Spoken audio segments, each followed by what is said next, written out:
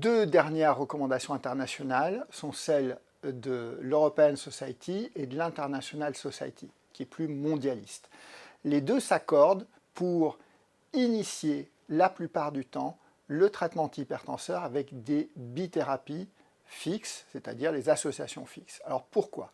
Les deux recommandations partent du même constat, qui est globalement un très mauvais contrôle tensionnel en population et un usage plutôt plus important que devrait l'être des monothérapies.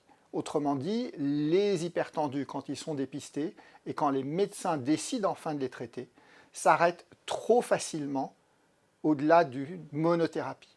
Et donc l'idée générale est de dire, de façon pragmatique, une bonne manière de lutter contre l'inertie des médecins et d'atteindre l'objectif tensionnel plus rapidement, ce qui devrait renforcer en théorie la confiance entre le médecin, le malade et son traitement, c'est de commencer d'emblée par une association fixe qui finalement pour le malade va être la même chose, un seul comprimé par jour, mais qui va avoir plus de chances d'atteindre l'objectif plus rapidement. Des mentions particulières, les deux s'accordent pour dire qu'il ne faut pas aller si vite chez des sujets fragiles, octogénaires, parce que l'évaluation initiale de la pression artérielle peut être sujette à caution et que le risque d'hypotension peut être là important. Et puis des hypertendus légers, c'est-à-dire qui ont une systolique entre 140 et 150 mm de mercure et qui peuvent répondre parfois à un traitement pharmacologique simple, une monothérapie, associée à des règles d'hygiène et de vie. Donc aujourd'hui, les associations fixes doivent devenir plus importantes dès le départ afin de couvrir mieux et protéger mieux un collectif d'hypertendus en population. Concernant les traitements de deuxième ligne, à partir du moment où on a commencé avec une association fixe, on sait qu'on va équilibrer à peu près 50% des hypertendus. Il en reste 50 autres.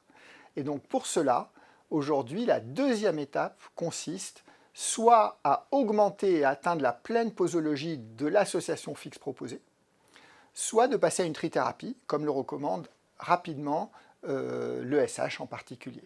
Cette trithérapie en première intention, elle doit comporter 3 classes thérapeutiques fondamentales dans le traitement de l'hypertension, que sont un bloqueur du système rénine-angiotensine, donc IEC ou Zartan, un diurétique thiazidique et un inhibiteur calcique, plutôt une dihydropyridine au passage. Et donc, ce point-là est extrêmement important. L'ISH répond un peu différemment, mais globalement, l'idée générale est plutôt de traiter beaucoup plus rapidement avec des bithérapies à pleine posologie en cas d'échec, soit d'une monothérapie, mais qui devrait être l'apanage d'une frange minoritaire de la population, soit une bithérapie à plus faible dose qu'on va titrer à la hausse en cas d'échec au bout d'un mois du traitement. Le pipeline dans l'hypertension artérielle aujourd'hui est relativement pauvre. Il faut se rendre compte qu'on n'est plus à l'ère des années 80 où une nouvelle classe thérapeutique émergeait tous les 10 ans. Pour autant, les besoins ne sont pas couverts. On le sait aujourd'hui, seul un hypertendu sur 2 est contrôlé. Et malgré le recours à des trithérapies classiques, on a d'authentiques situations de résistance aux classes thérapeutiques actuelles, qui ne sont pas uniquement expliquées par un défaut d'adhérence au traitement. Aujourd'hui, le pipeline s'est un petit peu enrichi par 2 grandes classes thérapeutiques.